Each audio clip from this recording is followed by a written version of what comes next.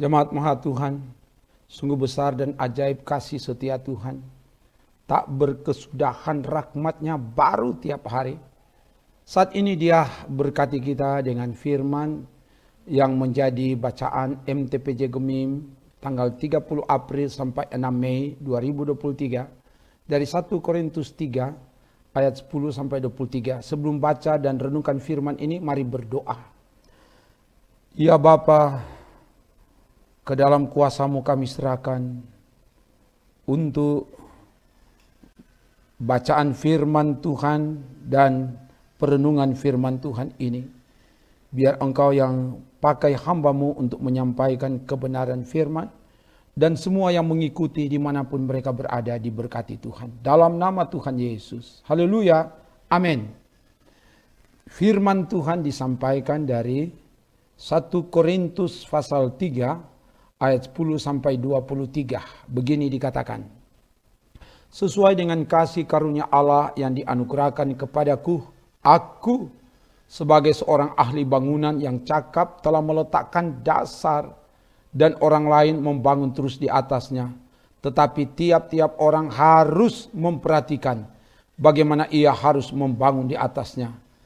Karena tidak ada seorang pun yang dapat meletakkan dasar lain daripada dasar yang telah diletakkan, yaitu Yesus Kristus. Entahkah orang membangun di atas dasar ini dengan emas, perak, batu permata, kayu, rumput kering, atau jerami, sekali kelak pekerjaan masing-masing orang akan nampak, karena hari Tuhan akan menyatakannya.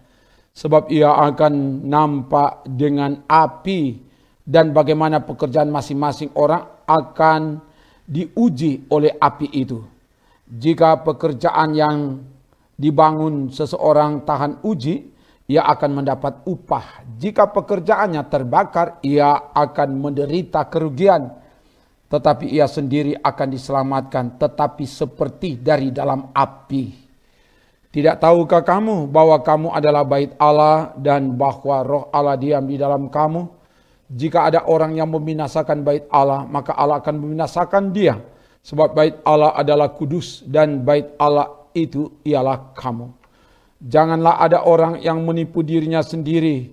Jika ada di antara kamu yang menyangka dirinya berhikmat menurut dunia ini, biarlah ia menjadi bodoh supaya ia berhikmat. Karena hikmat dunia ini adalah kebodohan bagi Allah. Sebab ada tertulis, ia yang menangkap orang berhikmat dalam kecerdikannya. Dan di tempat lain Tuhan mengetahui rancangan-rancangan orang berhikmat. Sesungguhnya semuanya sia-sia belaka. Karena itu janganlah ada orang yang memegahkan dirinya atas manusia. Sebab segala sesuatu adalah milikmu. Baik Paulus,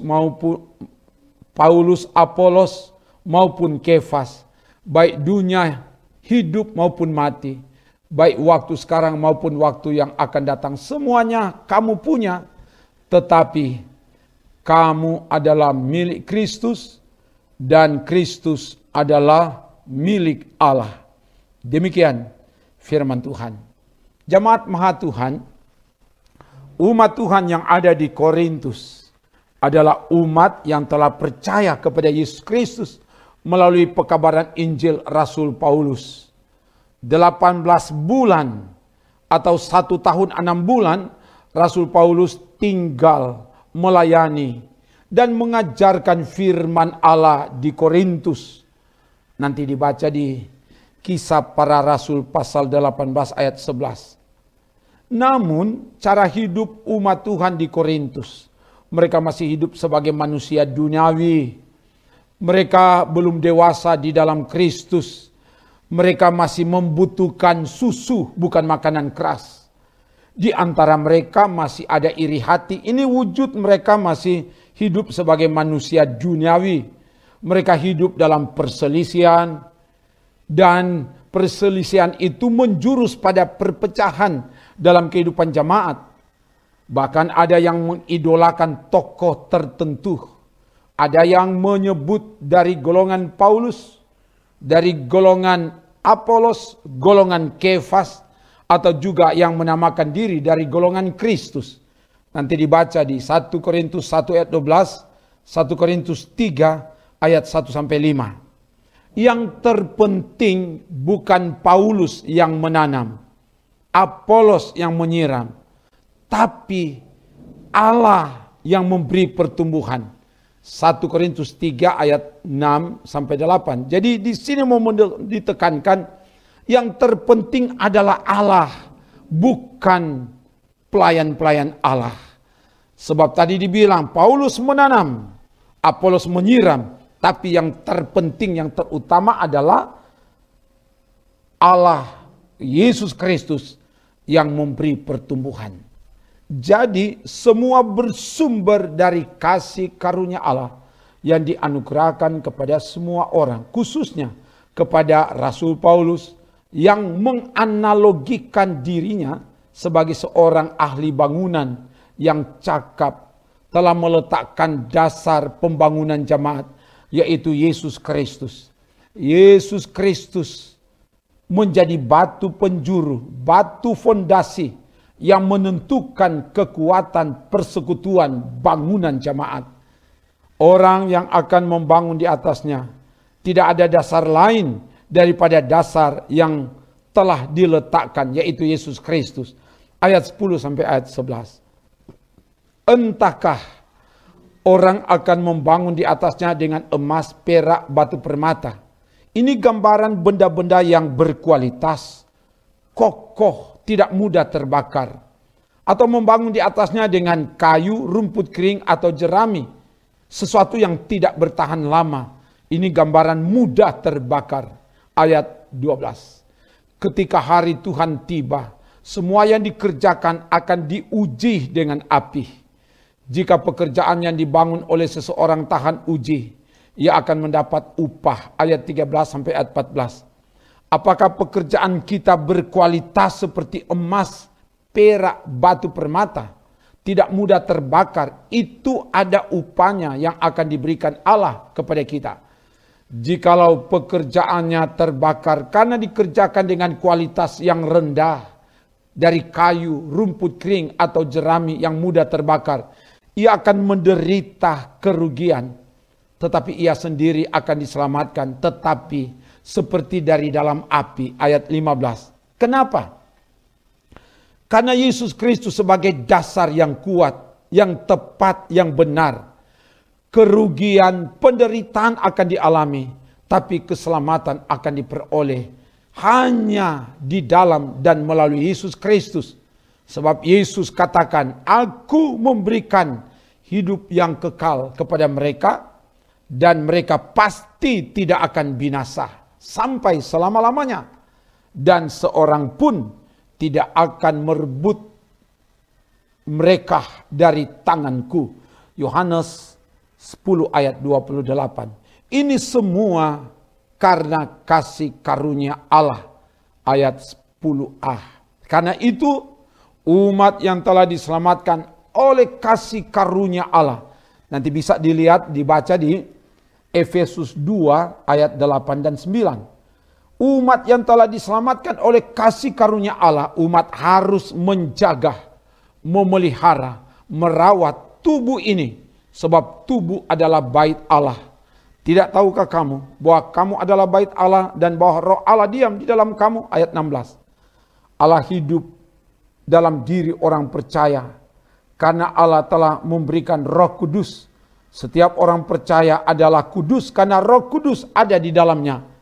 Jika ada orang yang membinasakan bait Allah, maka Allah akan membinasakan dia, sebab bait Allah adalah kudus dan bait Allah itu adalah kamu. Ayat 17.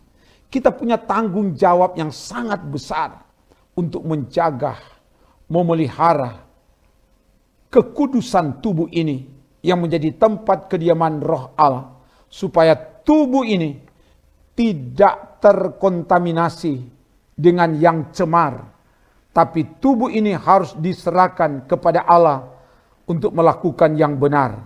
Nanti dilihat Roma 6 ayat 13. Tubuh ini menjadi milik kepunyaan Allah. 1 Korintus 3 ayat 23, juga 1 Korintus 6 ayat 19.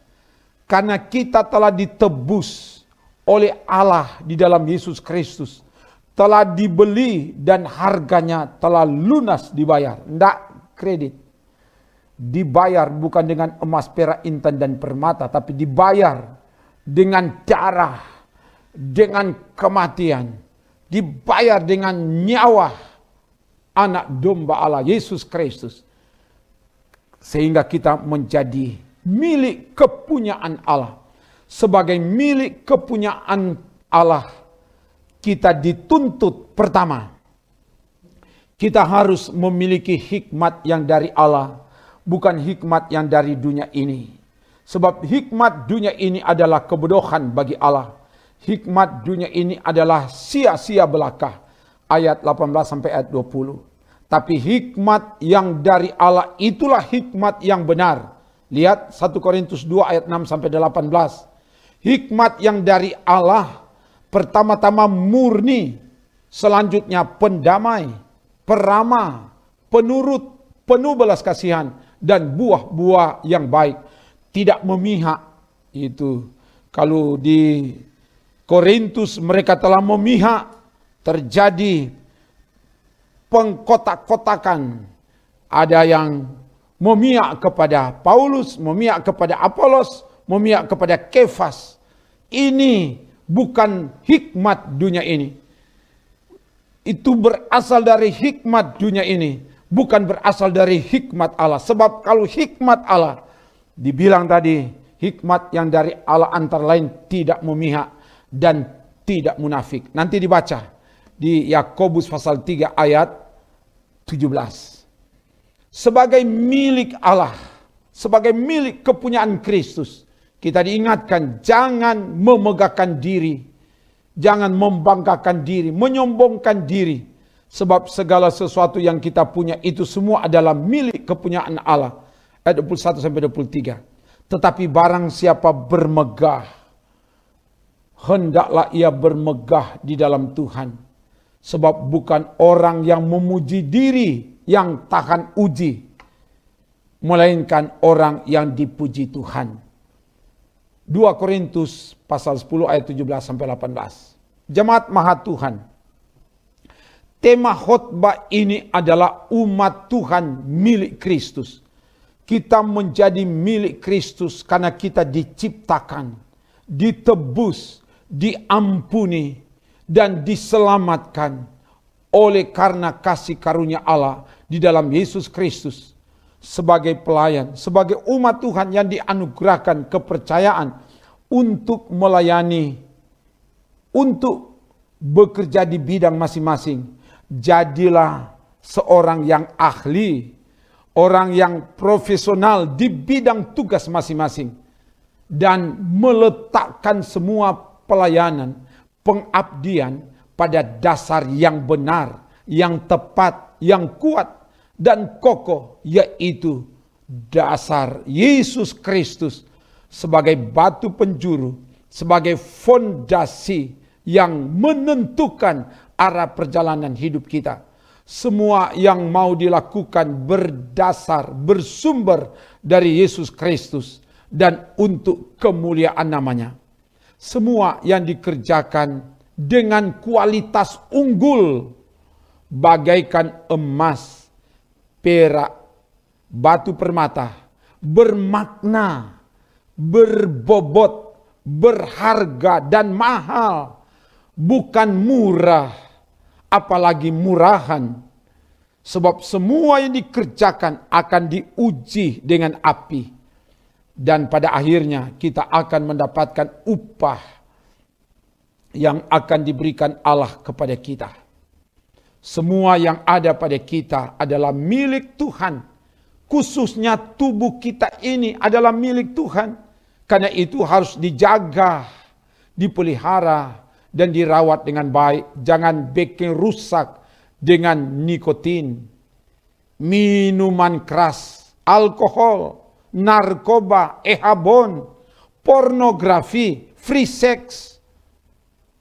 Sebab siapa yang bikin rusak tubuh ini, yang adalah milik Tuhan, Allah akan membinasakan dia. Untuk menjaga tubuh yang adalah milik Allah, kita harus memiliki hikmat yang dari Allah, supaya apa yang kita pikirkan, ucapkan, dan lakukan bersumber dari Allah. Kita bermegah di dalam Tuhan, dan semua untuk keagungan dan kemuliaan nama Tuhan. Semoga demikian. Haleluya. Amin. Mari berdoa. Terima kasih Bapa atas firman-Mu. Biar firman-Mu ini memperlengkapi kami semua. Apalagi sebagai pelayan-pelayan Tuhan yang akan melaksanakan kerja pelayanan. Biar Tuhan pakai kami. Dan biar firman ini menjadi berkat bagi banyak orang. Dan semua yang mengikuti ini dimanapun mereka berada diberkatilah oleh Tuhan. Terpuji nama-Mu Bapa. Dalam nama Tuhan Yesus. Haleluya. Amin. Demikian pelayanan firman dan doa. Tuhan Allah oleh kasih karunia-Nya akan terus melakukan perkara besar, menolong, memberkati, dan memberi kemujuran. Kemanapun engkau pergi, engkau akan beruntung kini dan selamanya. Amin. Trims.